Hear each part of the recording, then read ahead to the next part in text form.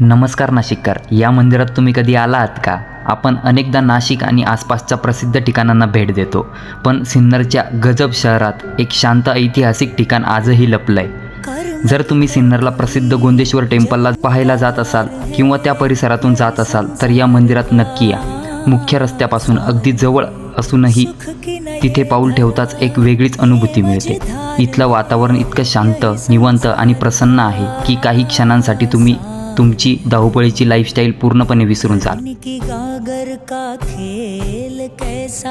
आता थोडं बोलूया या मंदिराच्या अद्भुत वास्तुकलेबद्दल. साधारण 11व्या ते 12व्या शतकात बांधलेलं हे मंदिर चालुक्य आणि यादवकालीन संस्कृतीचा एक उत्कृष्ट नमुना मानला जातं. मंदिराजवळ गेल्यावर सर्वात आधी लक्ष वेधून घेतं ते म्हणजे दगडावर केलेलं अप्रतिम कोरीवकाम.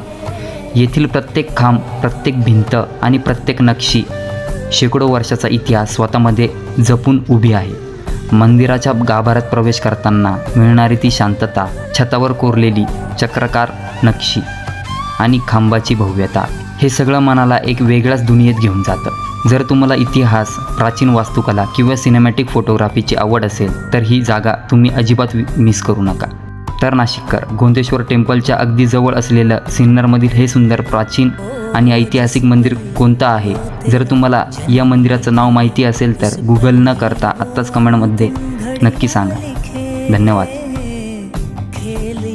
जो कोई भाप गया उसको ही वो उजला जरिया दिखे. जीवन ये तेरा दुख भरा कोई बंधन